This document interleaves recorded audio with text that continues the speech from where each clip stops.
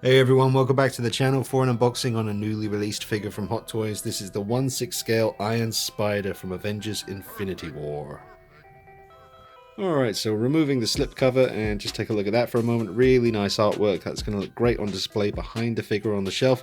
Nice big Avengers A kind of blended into the image there. Great picture of Spidey. There's a gauntlet on the side and some details.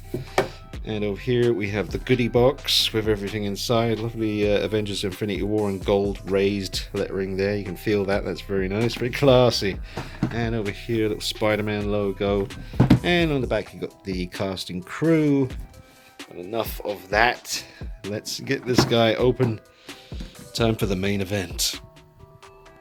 Well, here he is in all his vibrant, shiny glory. And you can see all of the little bits and pieces he comes with, including this nonsensical loose mask, because considering it's nanotech, this doesn't make any sense physically. And I'm not a fan of nanotech in the films. I think it's just a underwhelming effect. Is that the right word to use? Yeah, just very underwhelming when, especially like in the scene in New York when Tony Stark first, hits his chest and the nanotech suit appears on him. It seems like just such a cheap way to do it. You look back to Iron Man 1 and 2 when the Iron Man suit would, gradually form itself onto Tony Stark. The detail, you can imagine just the painstaking work the CGI guys had to go through to do that. And even in the first Avengers film, when he goes back to the Avengers Tower and Loki's waiting for him, and the suit just gradually, comes off his body. It's just really detailed, interesting to look at. And now with nanotech, it's just really a very boring, underwhelming effect to me. So I do miss the older kind of effects when it came to suits and stuff. But anyway, that's the one accessory that doesn't make any sense. But I guess you could say it's nice that it's there. Someone might want to display him with the Peter Parker head holding the loose mask, but as I said, considering the nanotech thing, it doesn't make any sense physically. So, there's your instruction book and your arms. Now, I'm just gathering my thoughts here. Remember, this is an unboxing and just a slight first impressions video rather than the review itself, which will be coming up really soon and should be nice and in-depth. So hang on for that one coming up on the channel very soon. But first impressions, I'll tell you something that's bugging me. There are quite a few things bugging me already. This head sculpt that's on him when you take him out of the box initially, this doesn't have a light up feature. It's just a bog standard head just to go on the body. It looks very nice. You can see the... let me see, in certain lighting you can pick it up. See how it's not just a flat red? There is that detailed kind of a pattern to it, in amongst all the red. There is actually a nice effect there. You can just about see it, that kind of webbing effect. Not the obvious webbing, I mean the more subtle on the actual red sections. You can see it. But anyway, this is very, very, very light. It has no weight to it. And I can understand why people are telling you to take the head off before you, while you're doing posing on this guy, take the head off and then put the head on once you're finished and ready to display it. It feels like it's made out of paper mache. It's that light. It has no heft to it whatsoever. It looks very nice, but it certainly doesn't feel high-end when you hold this head. Now let's see what the other head sculpt that takes the batteries feels like. You'd assume that this would have a little bit more weight to it because of the whole battery situation. And I can tell you that it doesn't. It's pretty much just as light as this one. So again, they look very nice paint work, but they feel super, super cheap to hold, and I'm not impressed with that at all. I would just prefer these had a little bit more weight to them. Be careful, because if you drop them, you don't want to scratch them and stuff like that. But so far, not impressed with these heads. On a visual scale, they're very nice. You can't really complain about much. They look accurate to me, but they just feel so light and the high-end figures, and this does not feel like high-end head sculpts. Let's see the Tom Holland Peter Parker head. Now, my buddy Nick did mention to me while I was waiting for this to be delivered that he didn't think this looked as good as the previous Tom Holland head sculpts by Hot Toys. I noticed in, I can't remember if it was Justin's review or Andre's review, but he almost looked like he was wearing eyeliner in one of the videos, but I can't see that here, like in front of me in person. As far as Nick saying he doesn't think it looks as good as the other ones, I'll have to compare it to the Homecoming head sculpt that I have, and I'll do that in the review. But so far, I've got to say, I think it does look, pretty much perfect. As far as the hairstyle goes, it's kind of not swept back, but, It looks alright. It looks alright. It is worth mentioning, this will be the very first 1/6 scale Hot Toys figure of Spider-Man I've ever owned that where the head isn't made from material or doesn't have like a material kind of lining over the top forming the mask. Usually you always get some horrible kind of stitched kind of bump. Like on my Sam Raimi Spider-Man figures, they had it. I've never owned any of the Amazing Spider-Man Andrew Garfield figures, unfortunately, but I do still intend to maybe try and get one of them at least in the future. But then I have the Spider-Man Homecoming tech suit and that one as well.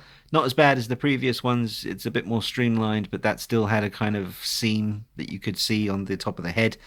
Whereas this one is all just a sculpted head, so there is no stitching seam to bother you this time around. However, like I said before, these heads are so light, we have a new reason to not really be too keen on these. But, like I said, visually they're fine, but physically they're very underwhelming. Just wanted to check out the giraffe neck situation. I've seen a few people say that this head sculpt, once it goes on the body, he does look like he has a rather long neck. I guess, maybe. He's not really jumping out at me. It didn't really jump out at me in the videos either. But let me just tilt his head down a little bit. I think it's a great head sculpt though. Seeing it in person, I think Nick would agree, maybe, that it's actually not as bad as it looks in some of the pictures. Again, with those blogger pictures, I don't know what it is. Sometimes it just can affect the way something looks.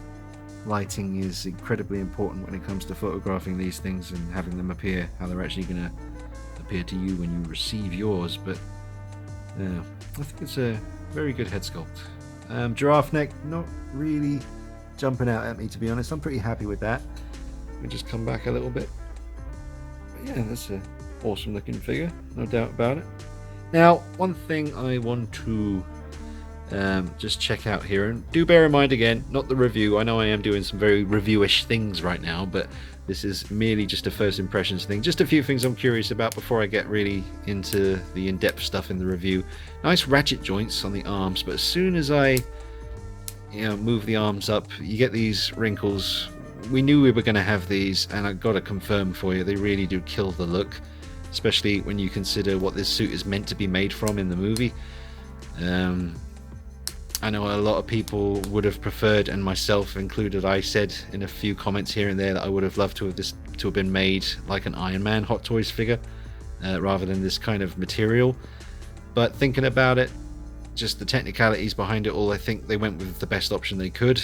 Although I will mention that Andrew from Keyboard Warriors, we were chatting, and he did say that he felt these Infinity War figures were being rushed out a bit quickly.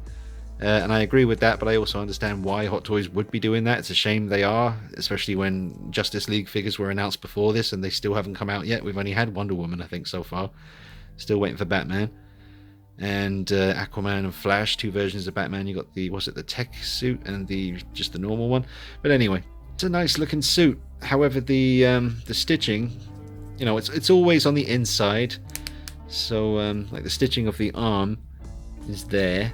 It is a bit unsightly when you go looking for it, but because it is on the inside of the arm, most of the time you ain't going to see it, and it does look quite smooth and flush.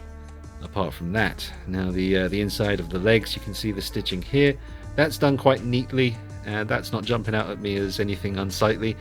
So and at the back, stitching, just going across here and down his butt. That's not too bad. It's not too bumpy or wrinkly or anything like that, especially when he's just standing up straight. But yeah, in an ideal world, it would have been nice to get like a plastic / die-cast version of this, but I don't know how that would work. I think that is just so... It's a whole new world. If Hot Toys went that route with this and tried to make it like a die-cast / hard plastic suit, with something this streamlined, and I don't think it seems to be possible, especially around this area. Because I don't know, it's a trade-off really, because this isn't how the suit really is in the movie. It's not a material suit. It's like an Iron Man suit, but spiderized. But anyway, it certainly is a pretty looking suit. Let me just get him to balance. He's not as heavy as I'd like him to be, but there we go. Let me just come back. Very nice looking piece. Very glad to have it. And I am quite impressed with how it just, appears to me visually. It's very nice to look at. I love the colours. Most of the time, a lot of the figures I get are very dark in colour. Lots of browns, lots of blacks. And this is a nice, colourful figure. That will brighten up my shelves a fair bit. Alright, that's about it for the unboxing. It's a miserable looking day outside. It's very grey, overcast, so as far as a true light review goes, I might do one for you today. I might see how tomorrow looks. But I'm sure even in this kind of grey, miserable English weather we have today, he'll still look gorgeous outside, so I might go ahead and get that done for you today as well. But all the main poses and all the in-depth stuff is going to be in the deep review itself, which will be coming up for you really soon. The first impressions are kind of a 50-50 on this one. Again, I just don't like how light the head sculpts are for the Spider-Man heads. The lack of, well, not the lack of posability. It's not like he can't be posed. He certainly can. It's just it's one of those ones where you're always going to be worried if you do pose him. The seconds are going to be ticking away, and you're going to be wondering with each second that goes by, is that wrinkle going to become permanent? So I don't know. That's what the review is for. I'm going to let you know how it goes. I'll do some poses with him, and I'll let you know how the suit holds up in the review itself. So don't forget to subscribe and hit the bell icon so you get notifications of when the new reviews go up. I'm going to be doing quite a few reviews, quite a few videos on this piece, and just let you know what I discover as I go along. So it should be interesting for you Spider-Man fans out there. Make sure you follow me on Instagram as well at DKnight333, because I'll be posting plenty of pictures as I'm posing him on Instagram, so you can check that out. I got it from Tim Cent on eBay. It was not cheap, but Tim Cent's a really good guy. He always looks after me, not on price, but just, I know that I'm getting a figure from someone I can trust, and if anything goes wrong, he is always more than happy to help me out, and I send it back to him and he can replace it for me and stuff. But yeah, it was very expensive, but that's the price you pay with early release figures from Hot Toys, especially if it's a Spider-Man one. Although, I did get my Homecoming Spider-Man from Tim Cent, and that was surprisingly cheap day one from Hong Kong. I don't know why. I was very, very surprised at how much I paid for that one compared to this one. This one was a lot more expensive. So that's just the way it goes, I guess. But yep. First impressions, yeah, I like it, but there's certainly going to be things to talk about in the review, and you might want to stick around and check that out before you go ahead and make your decision whether or not to put down the cash on this guy. But I will certainly do my best to give you a nice, thorough, in-depth review. You can bet your butt it's going to be over 15 minutes. It'll probably be more like 45 minutes. I don't aim to make really long reviews. It's just I enjoy, once I get into the flow of it and I start talking and start posing things, before I know it, I've shot like 50 minutes worth of footage. And I try to edit it down nice and short for you so that you don't have to sit through an hour-long review. But if it ends up being a long one, you can just watch it in sections and maybe come back and watch the rest later. But I'll cover as much as I can for you, so stick around and I'll have more coming at you real soon. But this has been an unboxing for the newly released Hot Toys 1/6 scale Iron Spider from Avengers Infinity War. Thanks for watching, guys. Keep it locked, and I'll see you real soon. Bye bye.